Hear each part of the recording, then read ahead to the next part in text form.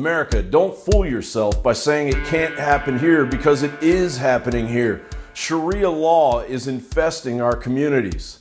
Case in point, the Detroit Free Press reports a federal prosecutor dropped a bombshell in court Wednesday, telling a federal judge that the government estimates that as many as 100 girls may have had their genitals cut at the hands of a local doctor and her cohorts. Assistant U.S. Attorney Sarah Woodward disclosed the information while trying to convince a judge to keep a doctor and his wife locked up in the historic case. It involves allegations that 2 Minnesota girls had their genitals cut at a Livonia clinic in February as part of a religious rite of passage and were told to keep what happened a secret. Woodward said, referring to the lead defendant in the case, "Due to the secretive nature of this procedure, we are unlikely to ever know how many children were cut by Dr. Nagarwala. The Minnesota victims were not the first victims." Sharia law covers family law, criminal law, and even personal beliefs, with penalties for blasphemy and apostasy.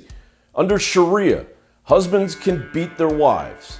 Females are second-class citizens. Female leadership roles are an impossibility. Marrying prepubescent females is permissible. Raping female infidels is permissible, not to mention all of the honor killings and stoning of females to death by their families.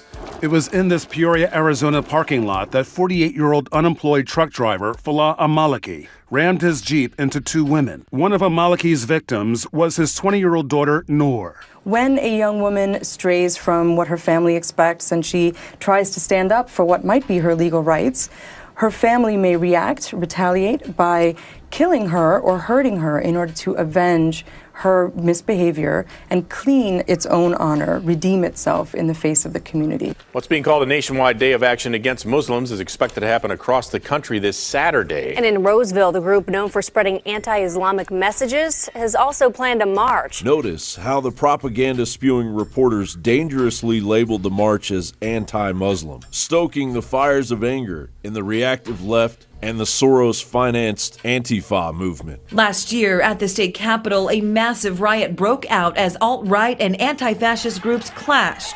10 people were stabbed and others injured.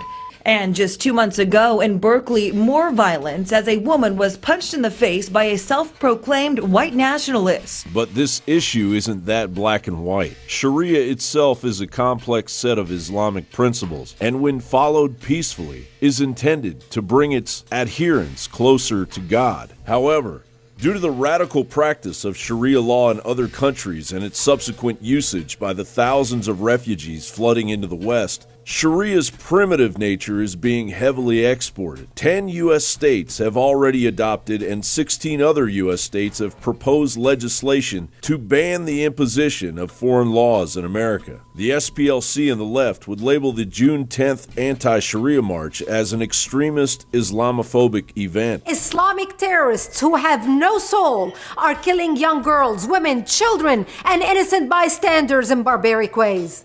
Islamofascism is the issue of our time and must be stopped. That's why this Saturday, June 10th, we're organizing rallies in 29 cities in 21 states to take a stand before it's too late.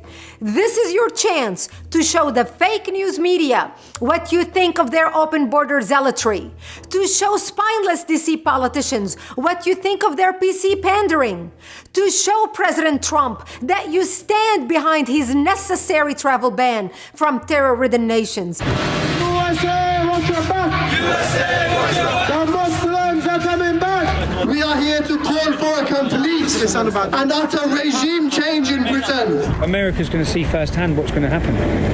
How their freedoms will be under attack. This is what's happening. This is coming your way. This isn't about the 3.3 million American Muslims peacefully living in the United States. In fact, they should be joining the march too. When Sharia law rears its ugly head in our communities as a subversive alternative to our Bill of Rights and Constitution, supporting its growth is nothing less than treason. John Bound for Infowars.com.